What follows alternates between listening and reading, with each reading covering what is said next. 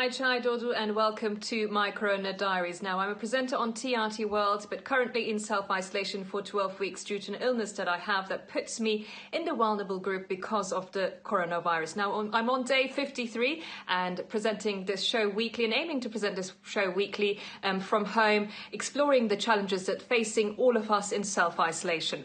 This week, we will be talking about children and education in self-isolation. Like me, many of you are out there trying to juggle it all together, being a full-time parent, homeschooling our children and working from home at the same time while trying to keep our children happy and motivated and explain to them, which is the toughest part, what's going on. So I have two experts today joining me on the show, Wilkes, who's a leading history author and a teacher, and also Dr. Taniesha Burke, a child psychologist and a family relationship coach. The difference today, though, before saying welcome to the show, today it's not adults asking the question, it is our children asking the question because, we will listen to what they've got to say to understand them better. So welcome to the show, both of you, to my Corona Diaries. And let's start off with education. Aaron, with you there now. Karam has sent a question from London, and I believe he speaks to many of the children around the globe when he says lockdown is dumb and boring. Let's watch. Hello, my name is Karam, and I made a poster about how much I hate the coronavirus. My top reasons for hating the lockdown are that I don't prefer home learning and I can't have play dates and sleepovers with my friends. So lockdown is very dumb and boring. Now, Karam doesn't speak just for children there, Aaron. I think we can count in adults too. But what advice can you give us on home learning, how to motivate them? Hi. I think Karam's straightforward summary, rather brutal summary of what many young people think is pretty good, really. Clearly anxiety and worry and boredom, loneliness.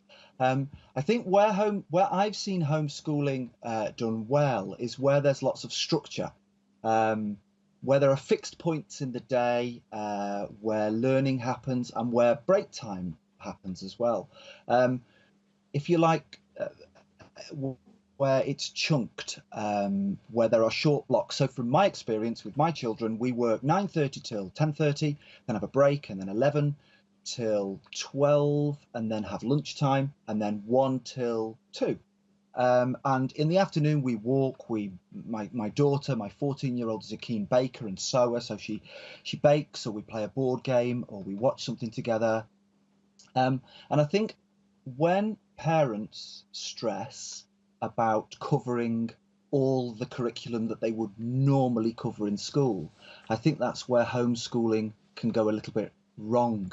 For Karam, getting back to Karam and her family, I think she needs to focus on what she can do and what she enjoys, and clearly that's art. So go with that. Build in times in the day to perhaps call friends and call family, and that can perhaps deal with the loneliness and the anxiety. Eat lunch together, for example, and perhaps use the time to broaden their horizons a little bit. Expand their world a little bit. That's really good advice there. So we talk about structure and using different online tools, especially depending, of course, on age and what they like and dislikes as well. But let's bring in Taniesha Burke there, our child psychologist and family relationship coach. Well, Taniesha, we have a question, actually, this one from my daughter Daphne here. Hello, it's me, Daphne, and I'm missing my friends and I'm missing school and my teachers, but most of all I'm missing hugging them. And I got two questions as well. Which colour is the coronavirus and how many people have catched the coronavirus and died? Now, we have a similar question from Zara in Istanbul. Let's watch that and take it from there, Taniesha. Why does the coronavirus make people sick and die, and when will it go away? Now, Taniesha, this is a tough one for all parents out there, actually, because before this coronavirus pandemic, not many of us would talk about death and sickness so much with our children, trying to really avoid the topic there. But now it has, we can't actually avoid it altogether, can we? So how can we respond to these types of questions? The first thing to think about is the age of the child. So we have to look at age-appropriate conversations. For young children like your daughter, you have to use very simple words, such as, the coronavirus is like a germ, and the germ is spreading. And when it gets to some people who might not be as healthy as she is, it can cause their body to react in a way that can cause them to be ill. And unfortunately, for some people, that illness can result in death. What I say to parents is, don't use euphemistic words when you're talking about death with children. Be very clear with them about what is happening and let them know that with the virus, we as the ones who are healthier, so you can explain to them that younger children tend to be healthier. So we have to play our part to make sure the elderly, make sure the other adults who might be sick because of cancer or some other illness, we have to do our part to protect them. So we have to practice good hygiene by washing our hands often, making sure that we're not touching our faces and all of that. What we want to do is to help children to feel empowered. So we can say, I am contributing my part to ensuring that others around me remain healthy based on what I am doing right now. And as it relates to how many people are sick, you can mention that so far, as of today, I believe it's about 3 million people who have contracted the virus already, and a lot of them have recovered. So you have more people who have recovered compared to those who have died. And if they want to know more about death, what I say to parents is, especially for young children, there are lots of books on Amazon that you can go on and you can do research to see which story, because for very young children, having stories being told about discussing illnesses and death will help them to understand better. Going back to there, Erin, to you. So we have a question there from Nazla in London. Let's watch. Hi, my name is Nazla. During COVID-19 and lockdown, I have been going to school as my parents are key workers. The class feels a bit strange because there's only one other student in my class. I would like to know if the coronavirus will affect my education in the future. Now, Erin, I would say this relates to all ages, really. So will there be changes around the globe when it comes to the education system because of this pandemic? I mean, it has changed how children are educated today and a shift to online to digital, but will we actually see a reshape, good or bad? Nazla's concerns are commonplace with young people. Both, she's obviously at home asking the question, but she's going into school, and there are others that are finding the opposite thing, where they are at home all the time, and there's worry and there's fear and there's loneliness. The truth is that students, if at home or at school, won't necessarily make the same sort of progress as they usually would, but they have to understand that this is just a blip. Schooling, education is a very long journey, and this is just a bump. It's just an uncomfortable part of the journey, and the road will smooth out again, and then teachers and schools will come into their own, and they will demonstrate. They will find that teachers and schools demonstrate their skills. They will find creative and innovative and smart ways to get students back on track. Is it affecting education now? Yeah, it's different. But will it affect long term? No. She can rest assured it's just a blip. So coming to the last one, which is from Harry in Buckinghamshire, and to Taniesha, this one to you.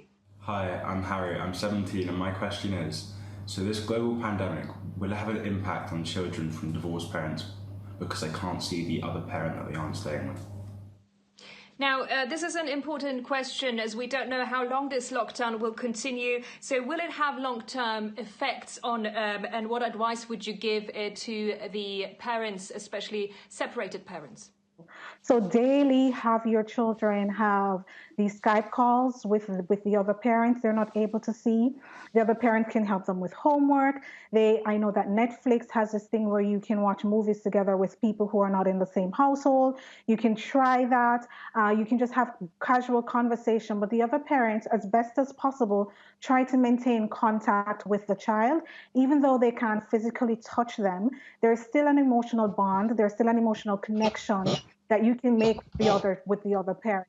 As it relates to long term, if you maintain that emotional connection as best as possible, the long-term effects will not be negative.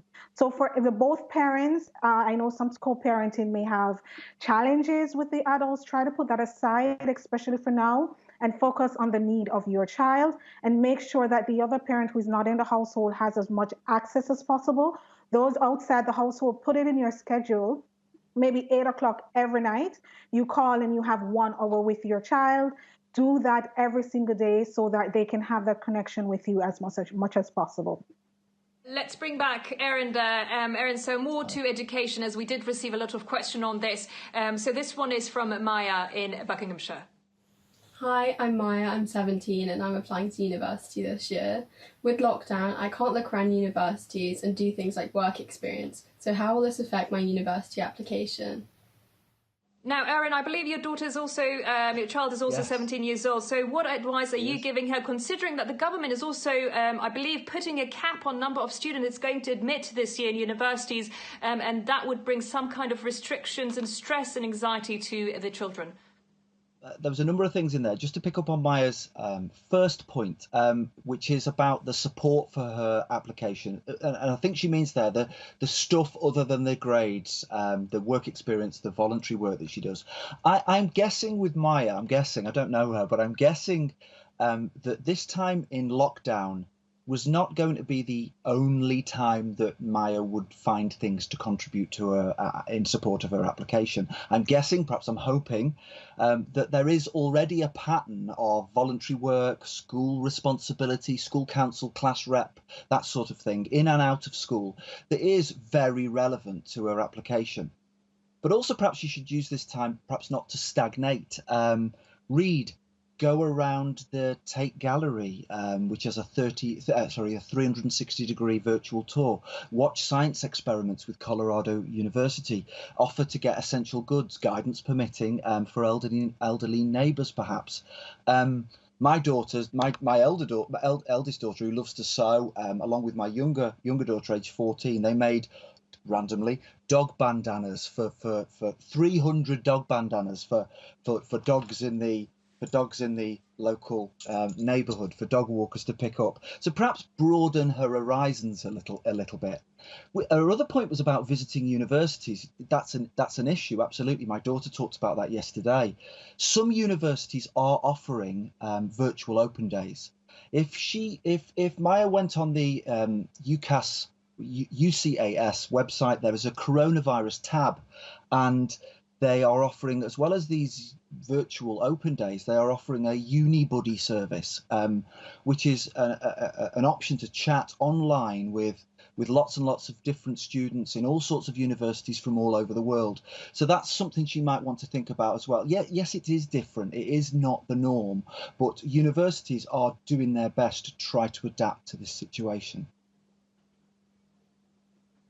Well, you have mentioned there a lot of online tools, which is great. So thank you very much, Erin, for that. And thank you very much, both of you, for joining this show on my Corona Diaries today and giving all this advice and insightful and very helpful. Well, I can speak for myself. It was for me. And so and hope it has been helpful. So next week, we will be talking about entertainment in self-isolation. So how are you keeping yourselves entertained? Are you coming up with creative ideas? Or can't you just get yourself motivated to do anything? Well, do share your stories with me on my Instagram account, which is ChachaI. You can also send me videos via there if you get in touch with me. Well, that's it from us on Corona Diaries today. Do stay safe and sane.